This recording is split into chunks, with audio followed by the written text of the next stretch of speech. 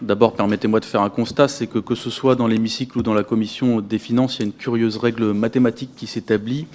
Quand vous êtes présent, le nombre de députés du bloc central est en général divisé par 3, puisque l'on est sur une situation que tout le monde a décrit comme difficile budgétairement. Moi, il y a quelque chose qui m'étonne, c'est j'aimerais avoir votre retour sur l'évolution des recettes de l'argent issu des impôts.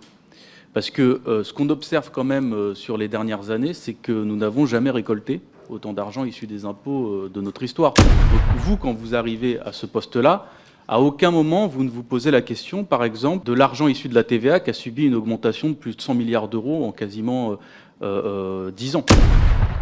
Et vous ne vous posez pas la question de la réattribution de cet argent-là.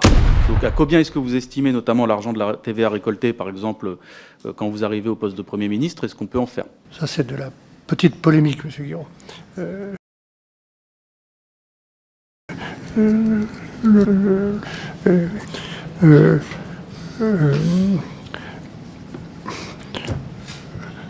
Que la TVA est augmentée aussi fortement depuis 10 ans, est-ce que c'est un mauvais signal? Non, je ne crois pas. Elle traduit, cet impôt-là en tout cas traduit un niveau de consommation et d'investissement qui est en augmentation. C'est plutôt le signal d'une meilleure santé ou d'une meilleure économie en général.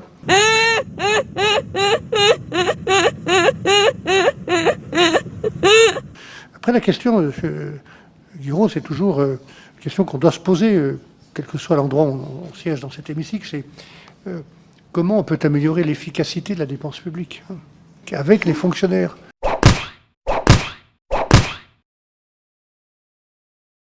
Moi, je suis un grand partisan des services publics, donc et je veux qu'on les respecte, comme je l'ai dit.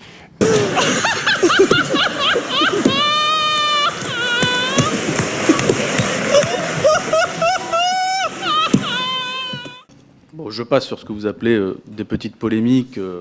Je veux bien passer là-dessus. Moi, je pense que 20 députés pour voter votre budget, si je crois que le bloc central vous a manqué.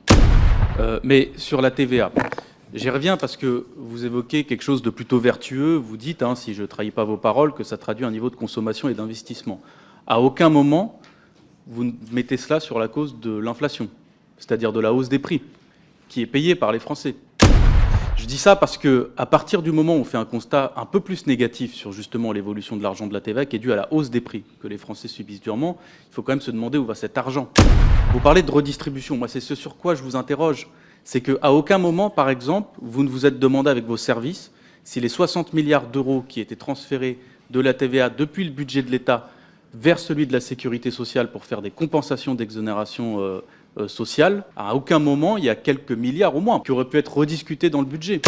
De la même manière qu'au niveau des 50 milliards d'euros d'argent de la TVA qui sont transférés du budget de l'État vers les collectivités pour compenser des suppressions d'impôts de production ou de taxes d'habitation, à aucun moment, vous ne vous demandez donc avec vos services si une partie de cet argent ne peut pas être utilisée pour redresser au moins les comptes publics. Mais quand on parle de 110 milliards d'euros, ça me semble être la priorité budgétaire.